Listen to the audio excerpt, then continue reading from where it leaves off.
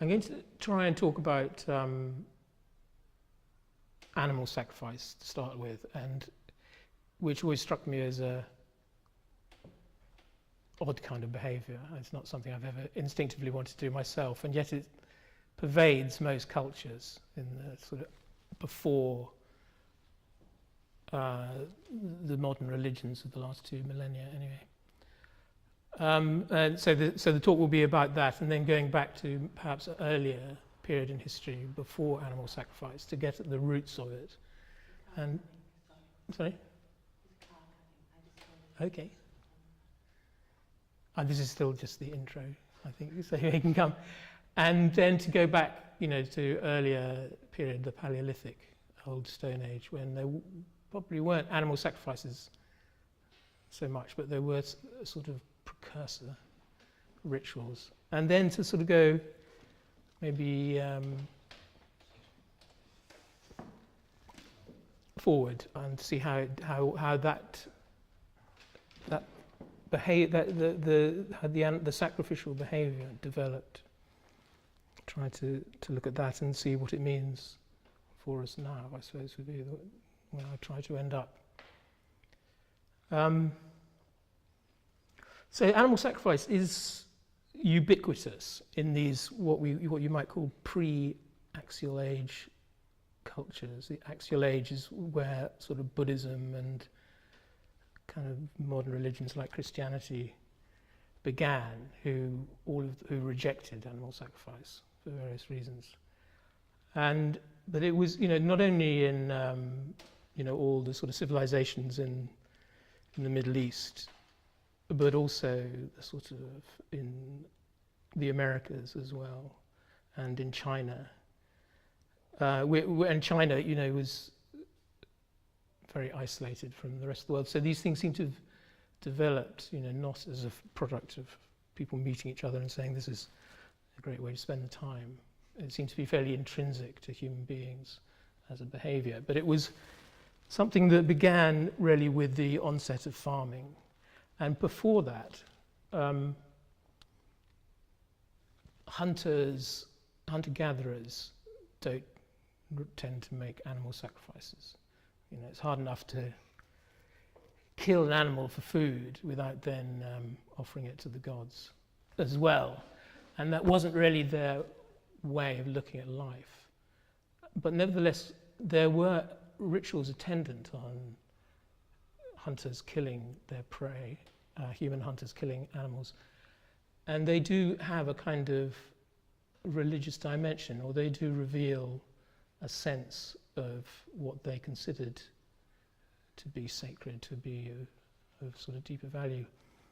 And so what they tend to do is, in the Paleolithic time, or hunter-gatherers, even the surviving hunter-gatherers who may or may not continue the sort of behaviour of Paleolithic hunter-gatherers, is that when they've killed some animal, especially an animal that is sort of significantly large enough to be a kind of equivalent to a human being in its kind of heft, in its seriousness as a creature, is they place the head and the legs and the main long bones, they place them sort of back in place as they would be in the living animal. And they, as it were, sort of wish that the spirit of the animal is still alive and thriving and is not, obviously not angry at having been killed. And in fact, the idea is it hasn't really been killed. Its spirit, but this sort of putting the head and the skin and the bones is an attempt to kind of magically give it back its life in some sort of magical, spiritual way. And so the idea is, as far as people can sort of piece together what people were doing back in from, say, about 75,000 years ago until about 15,000 or 10,000 years ago, is that they had a sense in which the large animals, the bears and the deer and the bison, these big animals and lions, were in some sense closely related to them. All of the almost all of the Paleolithic art which depicts human beings as anything other than sort of stick men tends to have them as half animal, half men. And in contemporary shamanic cultures, there's this kind of interchangeability between the spirit of the bear and the spirit of the hunter, or the spirit of the shaman. And so there's a sort of fluidity of identity, of fluidity of the self, it would seem, in these cultures, where, you know, in an Amazonian shaman can enter the spirit of the jaguar, become the jaguar, and then, you know, return to his own body wiser, at least having had an interesting time, I imagine. And so when they kill, you know, these animals, the bison and the bear, whatever it may be, it's a very personal act, because these animals are animals that they've spent a lot of time observing, either for fear of being killed by them or in order to hunt them. And so they know them very well. And I mean, anyone who's seen any of the art in these caves, which the latest one they've discovered is 30,000 years old, which is much older than they'd previously thought, that this sort of Paleolithic art had only gone back half that time. But these drawings in these caves are the work of people who have a very close knowledge of the animals as living, moving creatures. They're sort of full of a kind of, you know, I mean, you must appreciate this, Bernard, just the way with a single line they get that sort of vivid spine and movement and give a sense of life with just a single stroke of whatever they're using, charcoal or some other pigment. And so there's in that ritual that seems to be very, very common, and this is one of the things that's very striking about what people can put together of Paleolithic culture, is the similarities, for example, between people as far away as Australia, the Aboriginal hunting rituals, and people in you know, the Americas, Northwest America, or you know, Northern Europe for that matter. So these people couldn't possibly be sort of exchanging notes. That seems very unlikely between Australia and North America, but they're doing things which are too similar to be coincidence. And so this is sort of opens up a field day for the Jungians, who feel that this must mean that there's some, you know, structure to human nature, to the human mind, that will always tend to produce these ritual behaviours. But so what we're left with is what I want to get back to actually an earlier period, which is, for me, it's something very obvious about hunting, but only really struck me recently, was the idea that hunting is initially a purely cultural development for human beings, in that human beings as animals are particularly feeble compared to the other animals they're up against. And without weapons and without a kind of organized group, they can't really hunt very much at all. And so although you know, if you go back to our pre-hunting ancestors, although they would have been mainly fruit-eating, but they would have been, I suppose, strictly speaking, omnivorous, in that they would have eaten eggs and little, you know, shrews that they could catch or whatever, and you know, the remains of carcasses that are left by larger predators. They wouldn't really have been hunters, and the becoming hunters required sufficient kind of intelligence for there to be quite sophisticated cultural development, i.e.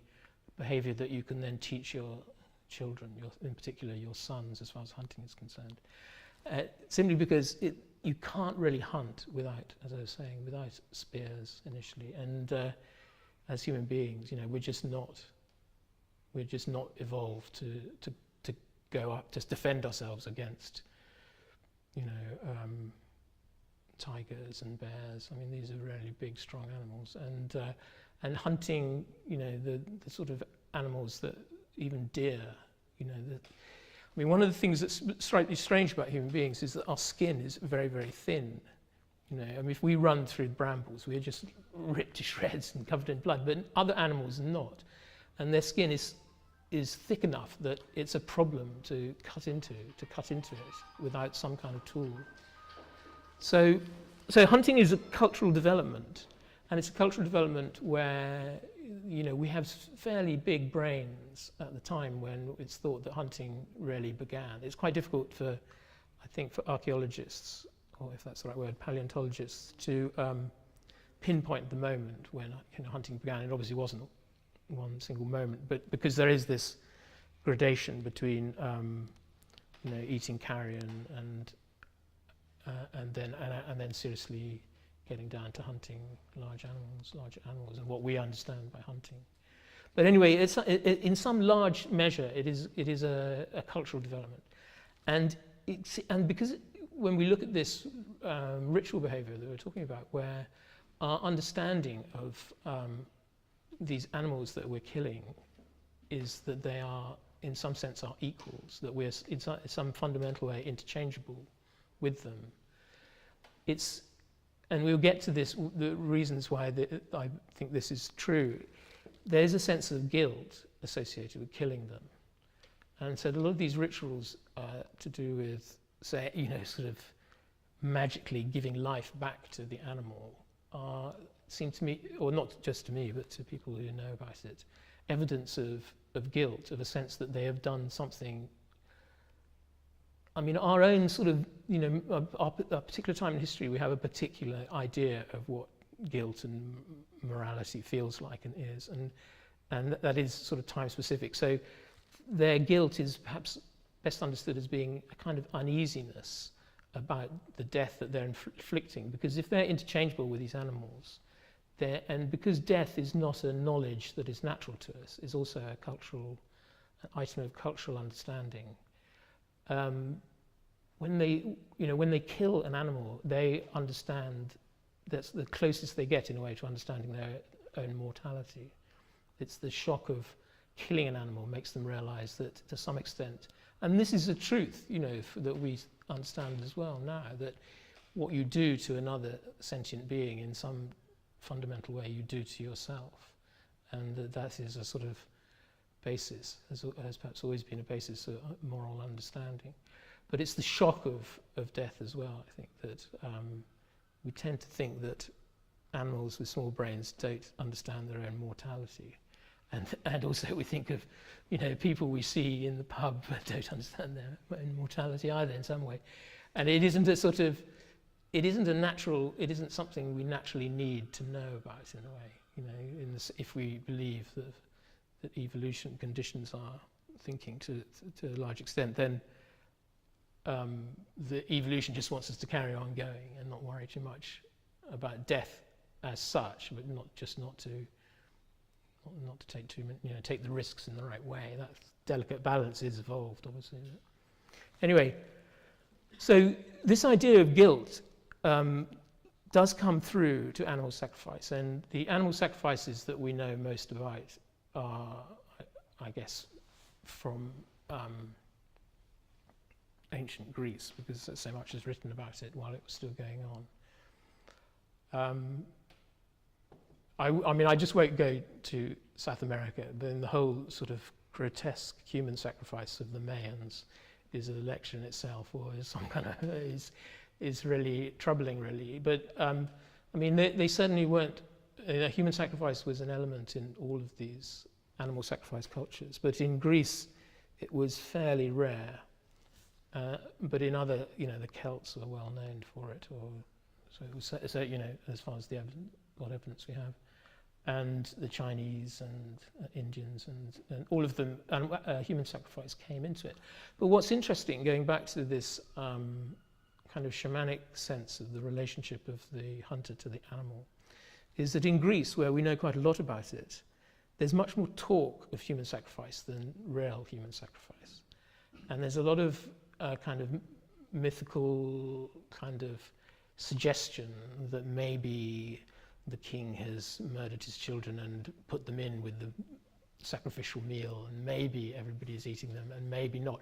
And the truth is that probably they weren't, but a lot of what's going on in these animal sacrifices, in these gradually more complex societies, is an attempt to get everybody to be complicit in this act.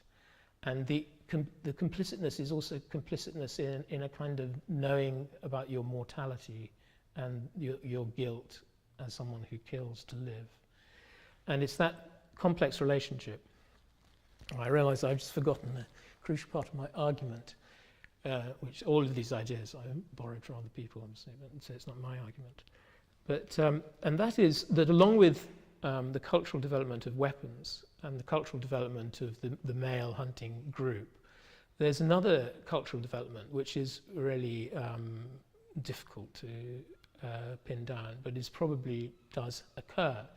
And that is that if you're a fruit-eating omnivore who sort of scampers around eating other people's carrion and stealing a few eggs, you know, where are you going to get the aggression that you see in wolves and real evolved predators to go out there and kill, you know, a bison, which is a formidable beast, you know, and you're just going around in moccasins with wooden sticks, you know, and so the aggression, and we know that we as humans have developed this aggression, but it's worth considering the possibility that aggression itself was also, I mean, our sort of closest primates have aggression. Obviously, chimpanzees and so on have aggressive behaviour, but it's mainly confined to sexual rivalry in the sort of hierarchy of the group, and so the hypothesis is that the hunter-gatherers somehow took that aggression, which was concerned with,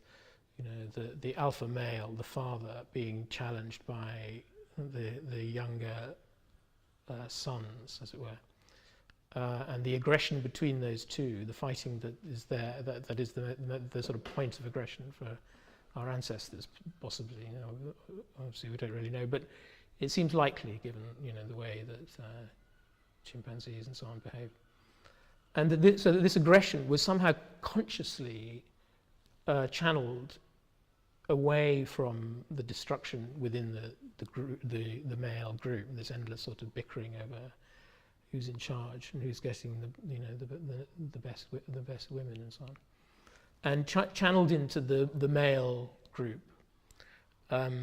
You know, I think if you're a specialist in this, there's a sort of mathematical analysis of who it's in your interests to cooperate with, and the male hunting group stretches that to the point where there must have been, they suppose, some, as it were, deliberate, non-instinctive bonding beyond, you know, your immediate kin. Anyway, so that aggression, it sort of hints in a way at, I mean, it's a sort of field day for Freudians and, you know, who speculate about where all these sort of aggressions and things are kind of coming from and going to without much evidence to support it. And but it does seem that, you know, that something like that probably did happen. And it's a mixture of conscious development and then, you know, selection for it, in the sense that once you get this sort of hunting groups going as the only way to survive, once you become bipedal on the ground rather than eating fruit in the trees, then obviously you're going to select for people who are, you know, good, aggressive, team-playing killers. But to get it going, and there are no cultures, I mean, I think all cultures have what we may, which is a bit of a distraction, but the other sort of central cultural element in Paleolithic cultures is the initiation of the young males into adulthood, which is essentially the sort of this cultural transmission of hunting. So it's, you know, that it's still not an instinctive behaviour. It's still something that has to be learnt. And we know ourselves, you know, that we don't wake up sort of clutching for a spear to go out and kill something. Although, you know, I personally was taught to shoot and fish as a boy, and then lost interest. And it doesn't. It seems to me, I may be a freak, but I have no real atavistic instinct to hunt at all, and except possibly second-hand books or something like that. I think that's more of a gathering process than a hunting process. Isn't it? It wouldn't be an instinct. It would be something I'd really have to think about. Actually, it would be like sort of. No, it wouldn't be an instinct. I would do it. I'm not talking morally about it. I'm trying to say that I don't feel in myself an instinct to do it, in the sense that one has an instinct to eat, or an instinct to socialise, or an instinct to show off, or something. You're not a vegetarian. I am actually a vegetarian, yeah, but we'll get to vegetarianism later. Which is a very interesting part of the story, actually, how vegetarianism came to Greece. And anyway, so you have that sort of complicated, that complication in our psychology, which I think is really worth.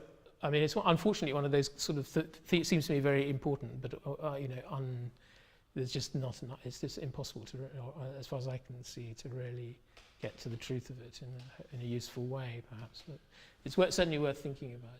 So you have this. So there we are. We right at the beginning, we're in this sort of what we would now consider to be a kind of moral dilemma, in that we have a large enough sort of consciousness to appreciate the life in other creatures that are sort of similar size to us, and yet we know that in order to live we have to kill them. And then, if it's true about this aggression thing, then what's sort of overlaid over a lot of the ritual is that I actually hate all this way of thinking, and it's so common with Freudian analysis, but it's overlaid possibly is the idea of the son killing the father or the father killing the son, which is actually a more common myth in Greece, and these being allied to the animal sacrifice myths, or being sort of overlain with them, is quite common. And so this would support the idea, this thesis, that the aggression for the hunt was consciously, as it were, diverted from the aggression in the sort of male hierarchy, and yet it was diverted but not eliminated, and so it's still there as a sort of meaning, a deeper meaning.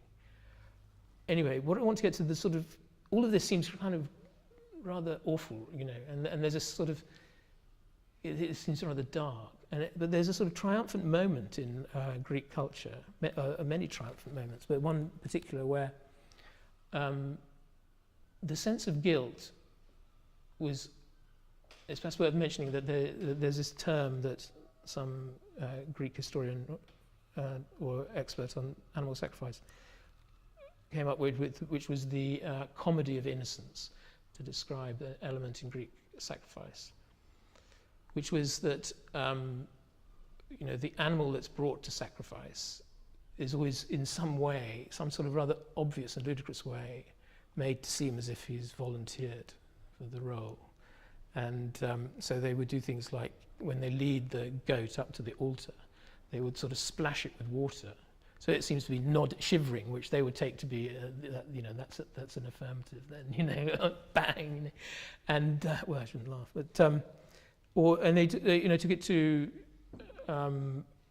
quite extraordinary lengths, and it was always a sort of talking point of how much the animal had gone willingly, and that this was sort of the desirable and perhaps the sort of some true thing. But there was also a sense in which they realised that it was nonsense, I think. So the most sort of elaborate version of this comedy of innocence is the main sacrifice in Athens each year, whose name I've forgotten, is the sacrifice of the bulls on the Acropolis. And the way this happened is that the custom was that the people from Eleusis would bring their cattle up to the Acropolis, as if they just happened to, thought there might be some good grazing up there, and then they would leave them there and go.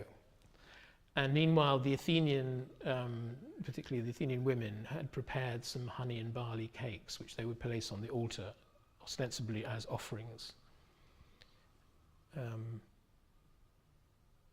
Inevitably, the cattle would then wander over to the altar and eat the barley cakes, which was an awful crime against the sacred altar, and so they had to be punished. And so a man would come out with an axe and kill the ox that did it.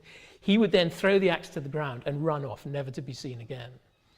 And after they then, you know, would have that would be the sacrifice, and they'd have the feast and so on. But then afterwards, there would then be a trial of all the Greeks, all the Athenians who had taken place. And they would go through all of them, and they would all defend themselves, saying, well, you know, we just placed the cakes there, you know, me gov. And but this would happen every year, the same sort of roles, the same words. And they'd say, okay, and the judge would then say, okay, well, obviously it wasn't your fault, you're okay, but, you know. And then they finally get down to the only thing they found guilty would be the knife, which actually killed it. The axe somehow was, you know, and it was exculpated, and so they would throw the knife into the sea and then feel that, you know, they'd done.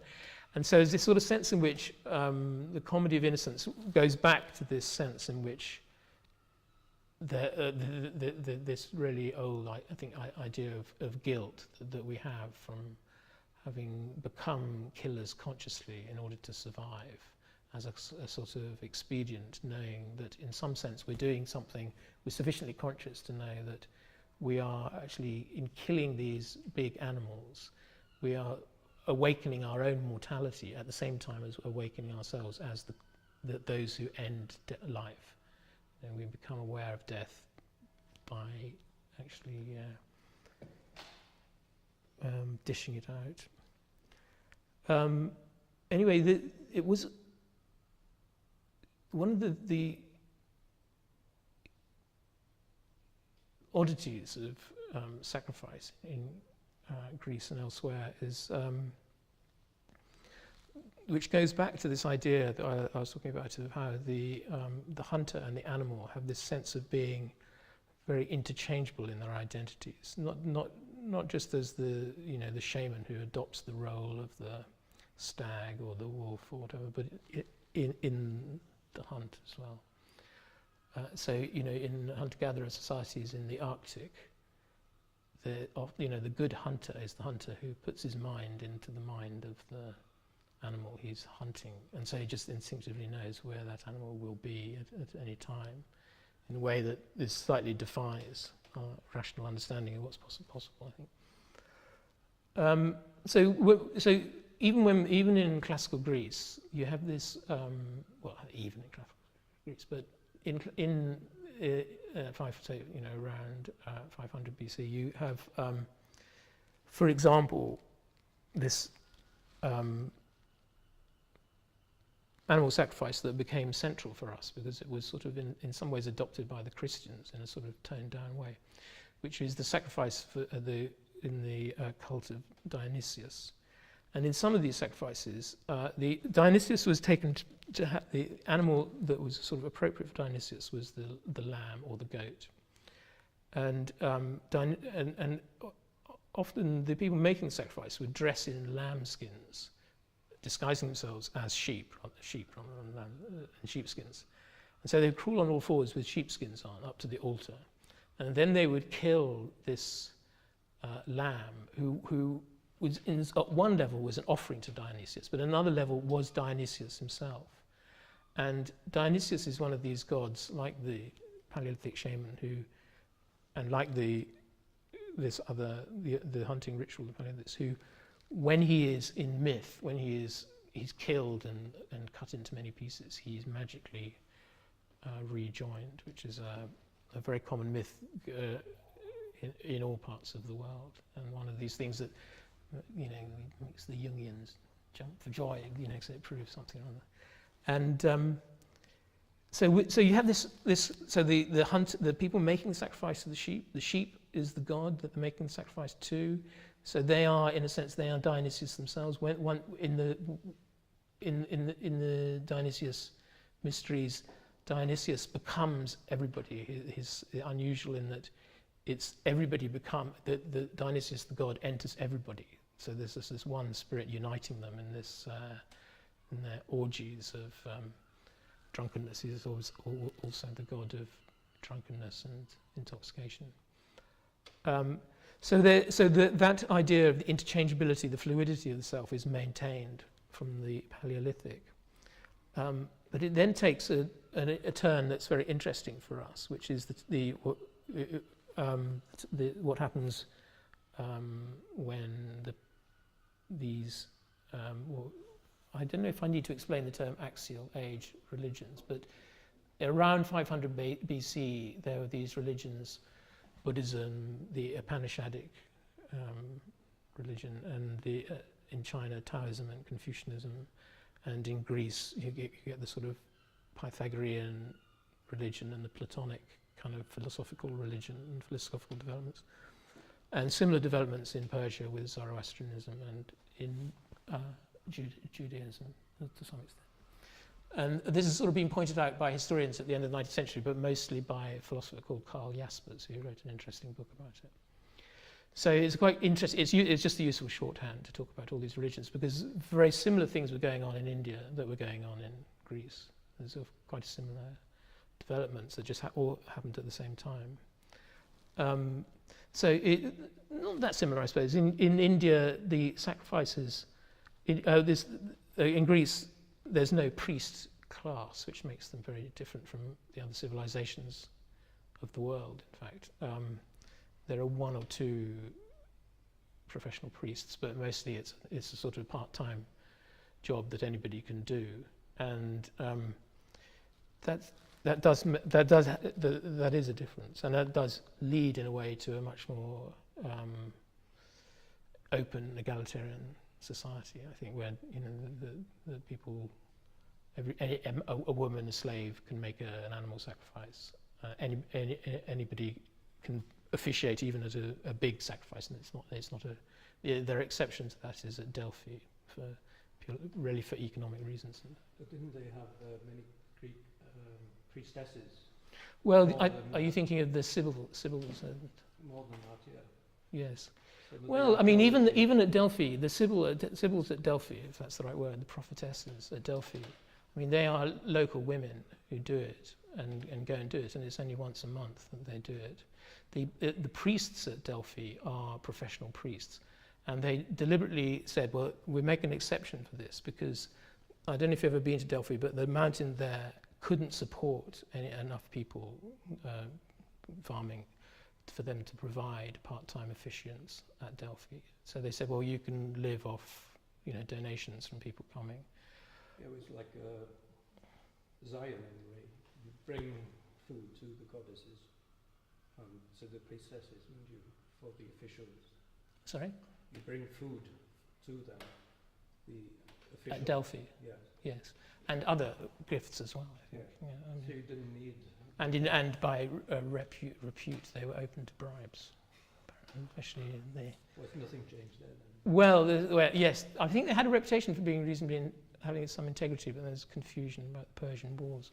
But in general, I mean, there were exceptions, and as far as I know, that I don't know, I bow to your knowledge about this, but the female prophetesses, if that's what you mean, at Delphi and elsewhere, were, it seems to be the case now that they now, although this was sort of ruled out as nonsense for ages, they now seem to think that the trance that the prophetess went into in Delphi is induced by a gas that came up through the floor of the temple. So in a sense, anybody could do that job, and they were just ordinary peasant women that were selected to do it, as far as I know. But anyway, it was something that they took very seriously. So yeah. So yes, there are exceptions, but when you compare it to what was going on in Egypt or Mesopotamia, where you had these, and with the Jews as well, where you had these, fairly large classes of priests and the Brahmins in India as well. It is a striking difference, I think, with the Greeks. It's worth remarking. And I think it has consequences for their, their political, their openness politically. There are other causes of that, of course, but I think that's one of them. There aren't a professional class laying down the law about the cosmos. It was not only could anybody perform these rituals, but they could also, at a certain point, when there are other causes for this, but people, could freely discuss the morality of the gods, and there was nobody there to say, "Hang on, that's a taboo subject." But anyway, just to go over to India, there was a priestly caste there, and but there was I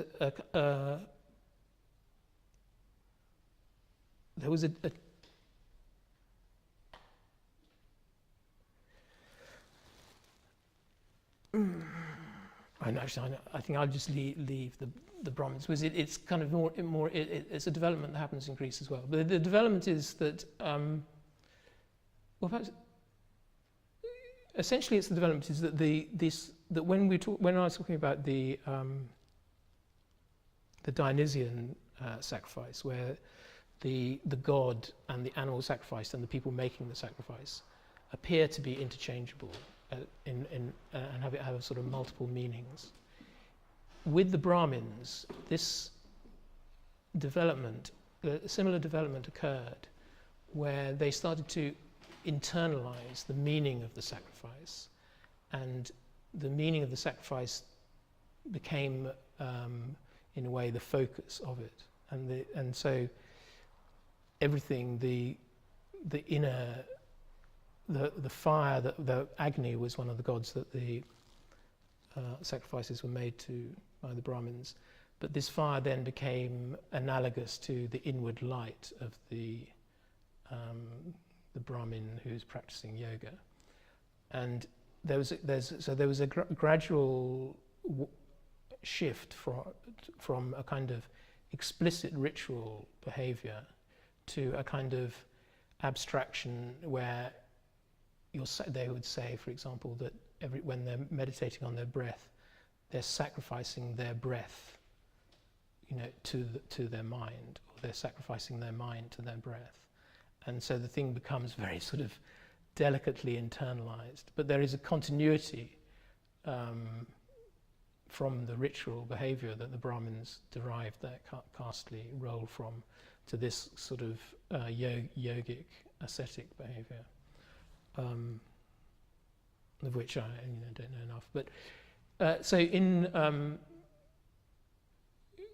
Greece, you have the change over to. You also have this very similar. I mean, again, it's unusual.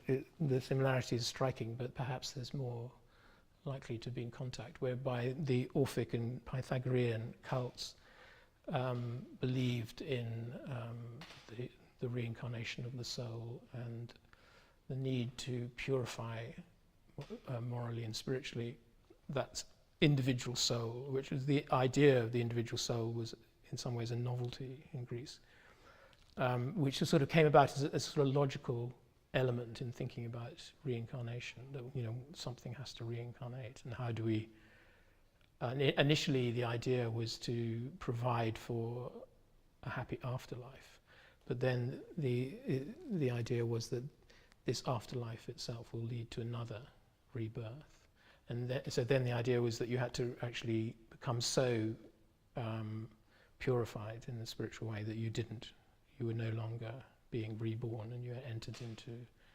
eternal bliss, which is, there's the Upanishadic and Buddhist ideas are basically the same.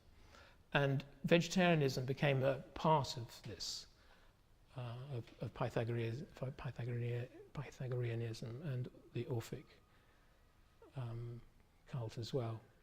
They didn't have the same sort of tradition of meditation, that there was a sort of such a impressive development in India. It was much more to do with initiations, that they provoked these insights in people. But they did have the same emphasis on purity and asceticism and not eating meat. And they did say that you could make an offering of fruit on the altar. and that would be acceptable. But it's they were persecuted for it, and in Roman times the Christians as well refused to participate in animal sacrifices, and they were persecuted for that reason, because it was felt that they were undermining the stability of the city or the state.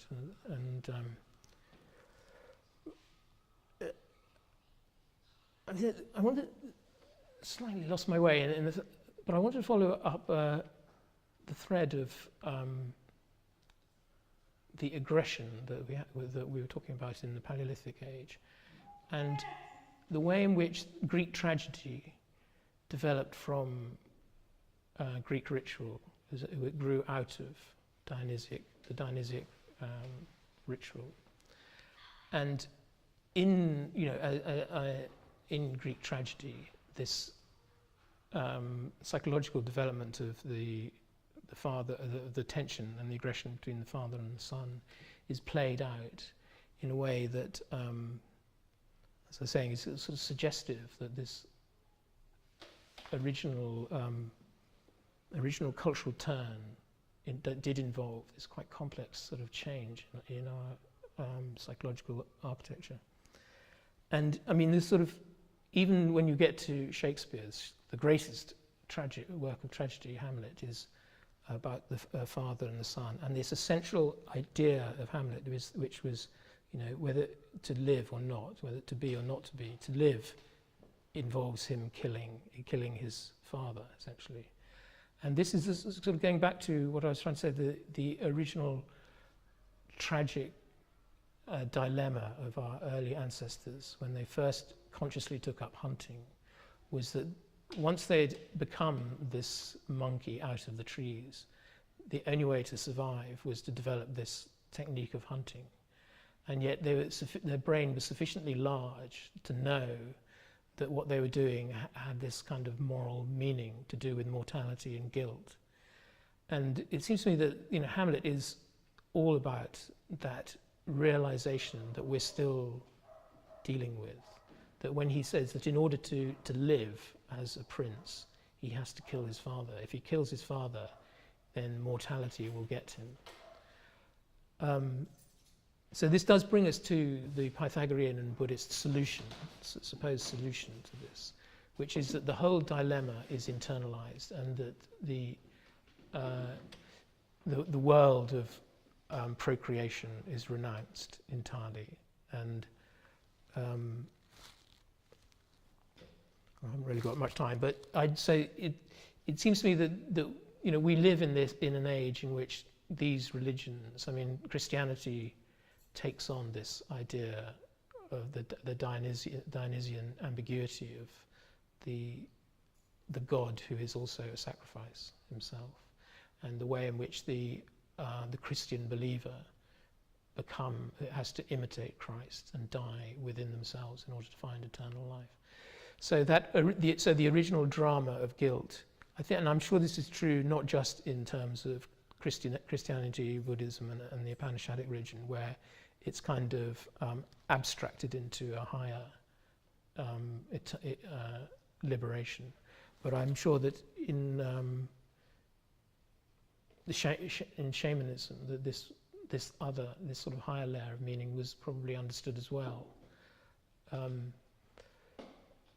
So I'm going to leave it there, slightly unsatisfactory. May I ask why you use the word guilt instead of sin or whatever? Well, I think guilt is an unfortunate word, and I did try to sort of introduce the idea that we are sort of projecting our own ideas, but I think that it is a word used by the few writers that I've read on this subject about this idea of the feelings underlying Paleolithic hunter rituals, and the way in which the hunter-gatherer rituals were community-based, weren't they? Because there's archaeological evidence that within the group, if there was someone who died in the group, there would be there's evidence in the archaeological record that they looked after that individual and nursed him or her back to health. Yes. So it's not just aggressive all the time. No. I think that I did want to say that I think that there was. First of all, I was talking only about the hunter, the ritual that follows the killing of the animal, when the head and the bones and the skin are placed in such a way as to magically reanimate the spirit of it. I wasn't talking about rituals generally in Paleolithic times, but yes. So I think there's also underlying the aggression is needed to make the kill. It's that sort of, Maori is doing the haka, I imagine, is this sort of consciously, culturally developed aggression in a way. And I would also got, sympathy with the animal. Yes, that's what I wanted to say as well. That there is that the whole shamanic thing is to do with this interchangeability of the self, and that's why it's a tragedy. That's why Hamlet is such a complicated story, and that's why, in a sense, we're living it still. And I mean, vegetarianism is a sort of, cheap answer to it, obviously. But I really wanted to leave the end of the talk with a question, really, about whether these axial age religions, leaving aside diet, but with the way in which you could become free of guilt by renouncing the world, whether that seems to people here to be a satisfactory resolution of this dilemma, if it is, if that's a dilemma. To explain the 500 BC coincidence of those things, is that what you mean, the actual? Well, no, whether the axial age, which was in some ways an attempt to resolve the guilt.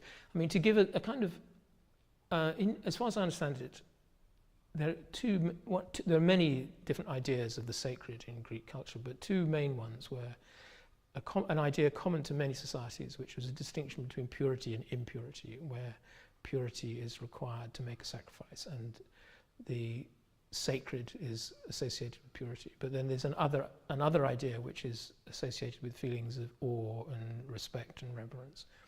And that feeling of awe and respect and reverence is, I think, quite close to the hunter-gatherer or shaman's attitude towards these large animals that he's killing or defending himself on. But just wanted to finish that.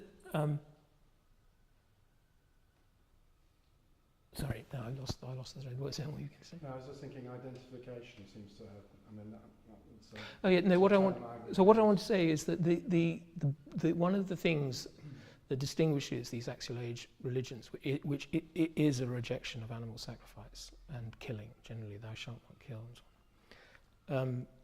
And the dilemma, in a way, was that the animal sacrifice functioned because of the comedy of innocence and the guilt. It functioned as a sort of binding thing together. So, everybody, there are various ways in which, going back to what I was talking about, where the myth of the king eating his children and then putting their bodies in the communal feast and saying after the feast, well, you've all eaten it, everybody is guilty, and we're all in this together. So it has this sort of socially cohesive function, you could say, whereas the axial age religions tend to withdraw from that, and in a sense you could say, well, they're somewhat irresponsible about society and how society is going to function, because we're not all Buddhas who are going to throw everything away and devote ourselves to meditation until we die. But there is that, so that was understood as a kind of tension in Greece, that the Pythagoreans were, and later the Christians sort of followed in this, were thought to be irresponsible for not partaking of this, but so you can see what the discussions would have been like within families of who's what was the right way to go with this, because everybody's sort of, you can imagine the sort of paterfamilias saying, well, it's all very well, but who's going to keep the city together? And you look at what's going on in Corinth. Things can really fall apart easily unless we maintain social cohesion and so on. Anyway, There was a ceremony where everyone about to eat meat had to throw rice at the meat. That was or barley, probably in Greece. Greece. Barley was it? Yes, it was barley. Everyone had to throw. It was There were a lot of moments when they tried to make it so that everybody was involved and everyone was in some way complicit in it. I think.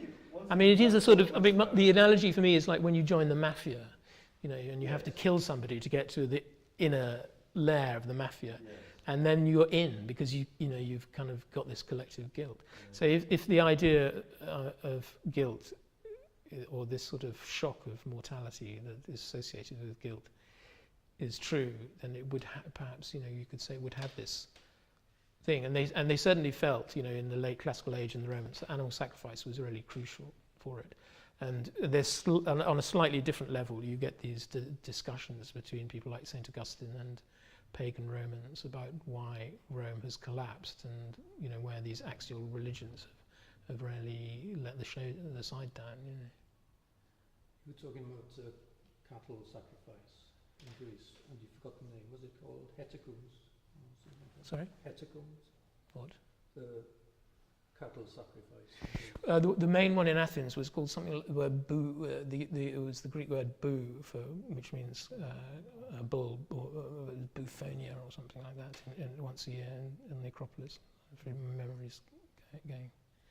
You've not talked much about. But any animal, you know, almost any animal would do. I mean, yeah. They did, yeah. Sorry. The actual process of offering the part of the animal to the deity is interesting. I've always thought the image of that was interesting because I think the tradition, not only in Greece but in many other cultures, is that you offer the choice bits, and it's often the thigh of the animal, and it's burnt. It's not cooked; it's burnt. Well, I think it's turned into smoke. There are differences. No, just let me finish. And the image of that is so powerful. I mean, speaking as an artist, it's visual. You burn the animal, and it turns into smoke, and the smoke becomes then spirit, and you can actually see it wafting up into the ether where the god lives. It's like it's a way of sending into the divine sphere something that is in our mortal matter, the sphere of man. Well, I think it speaks well of the Greeks. Abandon the whole process. Yeah. We do it with incense. Yes. The church has got incense doing it, and I think that's probably a hangover from the sacrifice.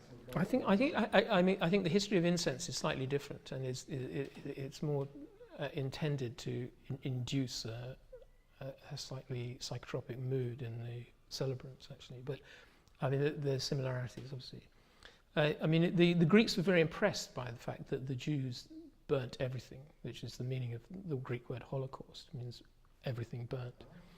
And they burnt everything. The Greeks thought, oh, that's serious, because when they did it, as you say, they would just put the fat, which was what they set fire to, and the bones would be placed in this Paleolithic way with the head and the feet on the altar. But the rest they would, tuck into. Nothing was wasted, And this was a source of mirth, actually, to the Greeks.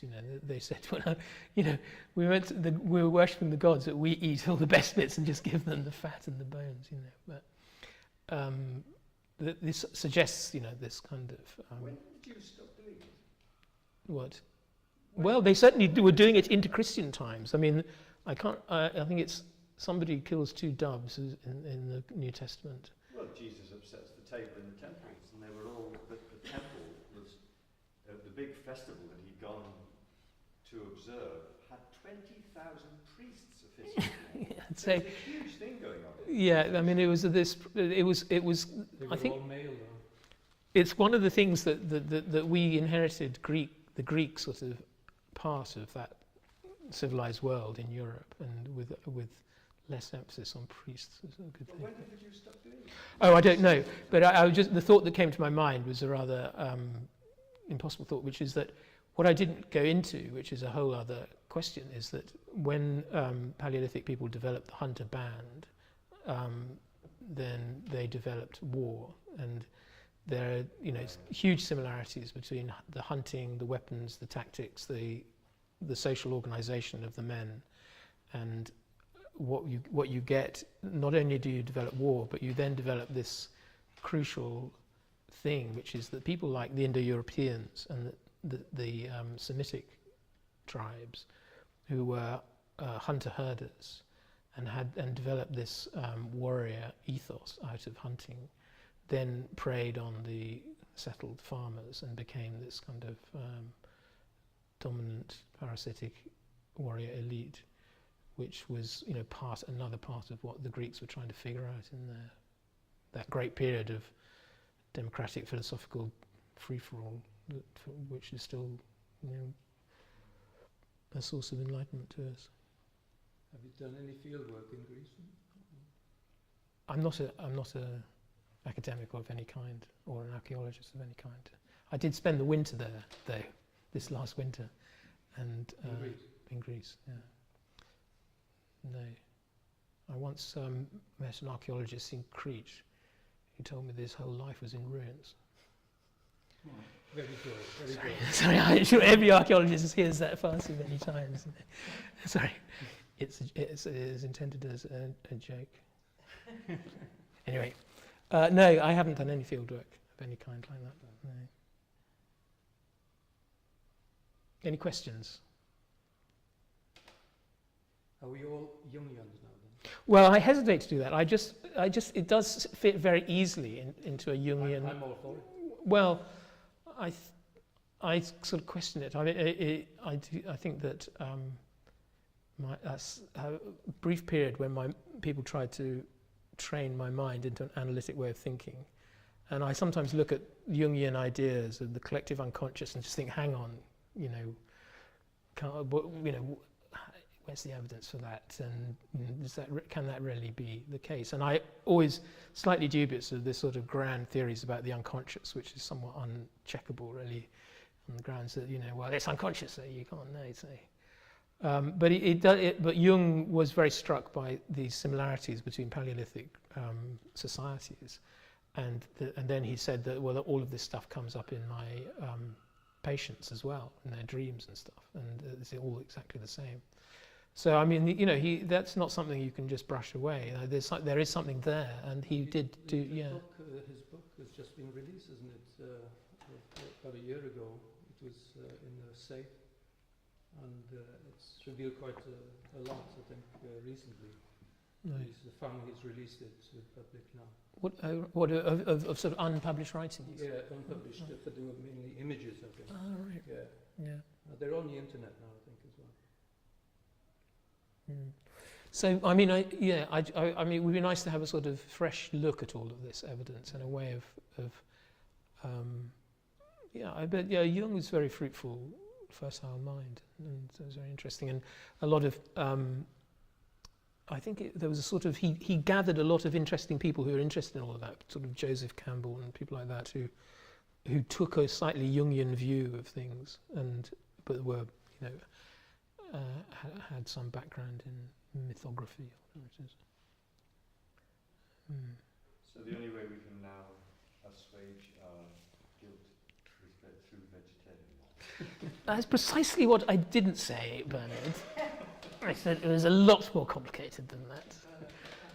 No, as you know, what we all have to do is well, I don't know actually. I mean, I think it's an unanswered question, because I think that the axial age was a tremendous moment, and I think that the developments in India of the Upanishadic tradition and the Buddhist tradition have a lot to do. I mean, they were tremendously, you know, sincere and intense in their meditative efforts, and what they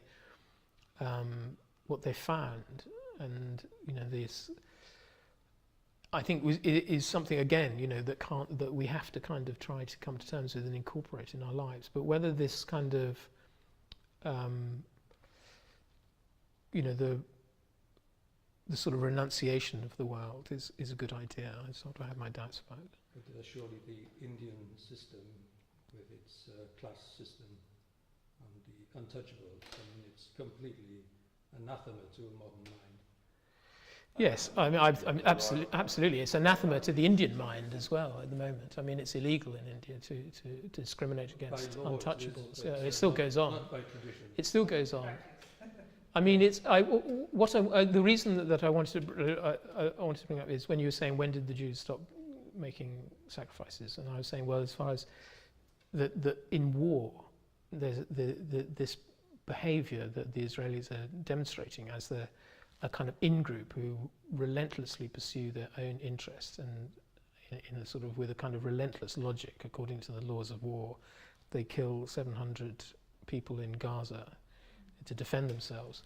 And underlying that sort of rationality, when you hear the foreign minister on the Today programme explaining how it all makes perfect sense, is this kind of unfortunate kind of the way in which, I mean, people have speculated about how the development of the male hunting band was crucial for the development of wider social organisations, so that all these cults, like the Dionysian cults, the Pythagorean, the Orphic cults, were developments of male groups, that the structure of the initiation into the group goes back to the initiation of the adolescents into hunting and you know, into warfare as well. The two go together.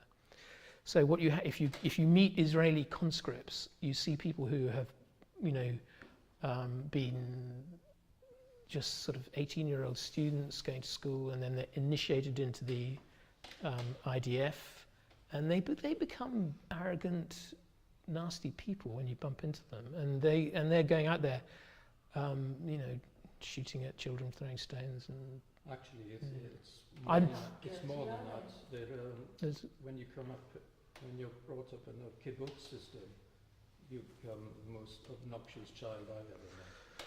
Well, there are not many kibbutzes left in Israel, I suppose. No, But I mean, I don't want to signal like the Israelis. I mean, you know, look at the British imperial system and everything. They are spoiled rotten. My Yeah. experience of it. It is disconcerting, and when you and it's a whole different question of when you try to get to, when you become struck by how we must do something to stop these dreadful wars, and then you start going back to the Paleolithic and all of this complex psychology, and you realise, oh, you can't just, you know, we do have to take on what Jung has learnt and run with it, you know, and clarify it. Really. Archaeology in Israel is the most political Yes. subject. Yeah. Do you think one gets the impression that you think that aggression is a sort of cultural construct? Well, I think it's not. This is not my idea, and it's quite a new idea that I haven't completely digested. But the idea seems to be that, you know, as you know, any documentary about apes and chimpanzees shows that they can be very aggressive, but the main way in which they are aggressive is in this male rivalry for, you know. Well, they do hunt. I mean, you know that chimps hunt in groups, and they're very coordinated. Yeah. They gang up to, and you know, they have people in different chimps in different positions. Right. So that's culturally. Right. Is it cultural? Is it cultural or? Well, the point I was going to make was that I'm a biologist in origin. Right. And evolution. So if you look at different groups of animals, you see that the mechanism for aggression is incredibly ancient. It's fight or flight, and it precedes, it precedes all this talk of cultural stuff. Well, the thing is that hormones. not all animals are aggressive in the same way that predator animals are, and so, you know, I'm sure that if among rabbits in the warren, there is aggression about who is going to be the top rabbits, but they're not aggressive as hunters, because, you know, they're not hunters. So what I was trying to look at is this idea that although it's not a clean break, when human beings, our ancestors, or Australopithecus, and then there are various other ones whose names one forgets, but when they started hunting, it was because of this necessity for development of weapons and group tactics. It wasn't an evolved behaviour in that way. The other bit I wanted to add on about the aggression, I did try to say it was, you know, I was very uncertain about it, but it seemed possible. It seemed plausible to some extent, and that the channeling of aggression. I mean, when you see how people cultures do, the initiation of adolescence into males is also an initiation into organised aggression as well. And that if this, and although, because this cultural change happened so long ago, there have been, you know, evolutionary changes to back it up, as it were. So it's not purely cultural. But what I was saying is that it's very significant that it is partly cultural, because it's, I mean, and I'm not saying that makes the gives us a kind of lever to change it, because we have been, evolved to fit into that culture as well as needing to be encultured into it. So, I mean, I just think it's not. It's when you see, I don't know, the distinction between people in peacetime and then in wartime, and the complete change in their behaviour and the way in which it's culturally reinforced, is very striking. And you think that it isn't purely cultural, because it's as if, they're tapping into something, and that somebody like me who's never fought, I haven't hit anybody since I was 10, I don't think, and I don't feel like hitting anyone until I never felt aggressive or wanted to hit somebody. Literally, I mean, probably mentally. So because you're a vegetarian, perhaps? No, it's not. I think I'm just fairly normal. I mean, I don't know anybody who's hit anybody. Mind you, Hitler was a vegetarian, wasn't he? Yeah, you're imputing an entirely false, mental structure to me. Are you? Could you call it a cultural overlay? I mean, Yeah, no, I wanted to. Thing is there, and then the culture comes as a sort of overlay, and it can amplify. Well, anyway, yes, it's just very striking how this the father-son mythology in Greece is also intertwined with the animal sacrifice mythology. So I think it's the king, like. Are you talking about Isaac and? Well, I was talking about Greece actually, but also. Abraham and Isaac. Yes, I mean that's the sort of moment, I suppose, when they decided to stop killing their sons, sacrificing their sons. But no, what I was thinking about is the idea of, in the Greek tragedies with Oedipus, but also in, I think it's Lycurgus in Arcadia, who kills his children and sacrifices them to Zeus, and his daughter. Well, that doesn't really fit into the argument, really. But if it were possible to say that there's a strong element of father-son aggression that is underlying the animal sacrifice in Greece, which is possible, I've read that that's the case. A German writer is very interesting about it. Then that would support the idea that you're looking at a strong element of aggression is this cultural transference of aggression from the male rivalry within the group outwards into hunting, into a culturally developed hunting practice. But I may be wrong. I mean, what do you think? Do you think that's nonsense? I think it's fairly speculative. Sorry? Yes, it is speculative. It has to be speculative, isn't it? Yeah. I'd sort of try and sit on firm, both biological and, there are other ways of explaining probably father-son antagonism. I mean, every son has to break free from the parental setup, so that's another possible source of this particular tension, isn't it? Well, my point wasn't that, about the nature of male, of father-son rivalry or hierarchical rivalry among males. I mean, obviously it's multifaceted, but the central element in it is sexual jealousy. But it's a question of whether that has been consciously transferred into hunting. Whether you think that's true, and somehow you can express it, in this other way. I mean, it isn't my idea. It's an idea I've read that has seems to be a reasonably respectable idea, and it's very intriguing. But as you say, it is very speculative.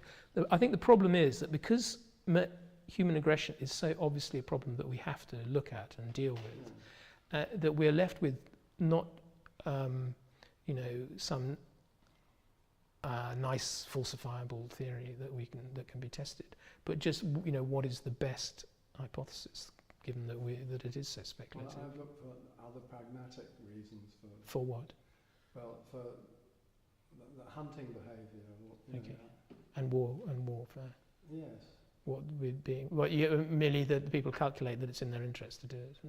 Well, hunting has roots I think, right back in chimpanzee behaviour, and the beginning of using tools. I mean, they throw sticks at one another and things, and that would lead naturally to making tools and then using those for hunting and fighting. Yeah, well, man is a tool-making machine. Yes, I mean that is my point. Is that the tool making is a cultural behaviour, and that tool making is a crucial element in moving to hunting. So that hunting is then becomes a cultural behaviour in that respect. Well, So one thing I find your theory particularly interesting is it does explain why there's this predominant feeling of sinfulness amongst You humans. mean guilt? Guilt. It's the same thing. No, it's do not. well, No, it's not. No, it's not. almost all religions seem to have this sense that we've done something terrible, or we want to do something terrible, but we're born with the desire to do something terrible, if you're Catholic, and we've got to do something about it. And I can't think of a better reason why we've got that than the explanation you've given, that we do have a strong sense of responsibility. We take life in order to live. And it could be that this sense of guilt comes from that in some ways. It's an interesting idea. I mean that's completely you could completely hive off the idea of this idea of aggression, which is, and still have that idea of guilt. As Yes. well. People feel that these days, people kill cows and things like that and put them in the butchers.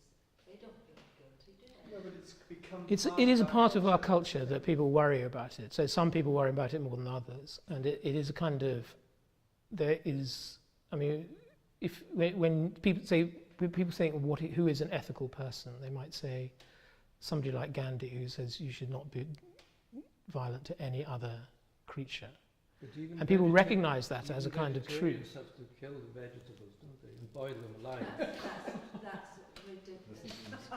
The vegetable patch is it's like Auschwitz. They want to be. I mean, if I remember my Star Trek correctly, it was Spock who said that. Well, you then become fruitarian. I think that's the answer. But, no, I think I don't know if it's the origin of guilt. What about a Freudian theory of guilt? I mean, that would seem to me to be a more obvious choice, that you've been brought up by parents who direct your behaviour by punishing you for the behaviour that they don't want and encouraging you in the other ways. And that would, to me, it would be a sufficient explanation of the problems one might have later on when you feel you're doing something wrong. You've got this massive experience in your development. Well, the thing is that there is this history of animal sacrifice and culture beyond the transmission of culture strictly through nuclear families. And the transmission of culture through nuclear families is not really, certainly not the only way, and perhaps not the main way for most of history.